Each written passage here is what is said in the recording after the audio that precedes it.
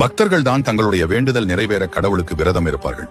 ஆனால் சமயபுரம் மாரியம்மன் தன்னால் படைக்கப்பட்ட அனைத்து உயிர்களும் நன்றாக இருக்க வேண்டும் என்பதற்காக மாசி மாதம் கடைசி ஞாயிற்றுக்கிழமை தொடங்கி பங்குனி மாதம் கடைசி ஞாயிற்றுக்கிழமை வரை 28 நாட்கள் பச்சை பட்டினி விரதம் இருப்பது சமயபுரம் மாரியம்மனுடைய சிறப்பம்சம்.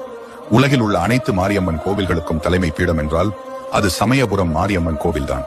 ஏனெனில் தட்சனின் யாகத்தியில் விழுந்து எரிந்த சதியின் உடலை தூக்கிக் கொண்டு சிவபெருமான் தாண்டவம் ஆடிய போது சதியின் உடலில் இருந்து அவளின் திருக்கண்கள் விழுந்த இடம்தான் சமயபுரம். அதனால் இந்த தளத்திற்கு கண்ணனூர் என்ற ஆதி பெயரும் உண்டு. மேலும் இந்த கோவிலில் உள்ள உற்சவர் சிலை திருமேனியில் உடல் முழுவதும் 1000 கண்கள் இருப்பதை நம்மால் காண முடியும். அதனால் தான் சமயபுரம் அம்மனுக்கு 1000 கண்ணபுரத்தாள் என மற்றொரு பெயரும் உண்டு. அம்பாள் விரதம் இருக்கும் இந்த 28 நாட்களும் வழக்கமாக படைக்கப்படும் நெய்வேத்தியம் படைக்க மாட்டார்கள். மாறாக பட்டினி இருக்கும் அம்பாளுக்கு உப்பில்லாத நீர்மோர், இளநீர் மற்றும் கனி வகைகள் மட்டுமே படைக்கப்படும். அம்மனே விரதம் இருக்கும் பொழுது பக்தர்கள் மட்டும் எப்படி விரதம் இல்லாமல் இருப்பார்கள்? அதனால் அம்மனுடன் சேர்ந்து பக்தர்களும் உணவு உண்ணாமல் வெறும் நீர் உணவுகளை மட்டும் உண்டு விரதம் இருப்பார்கள்.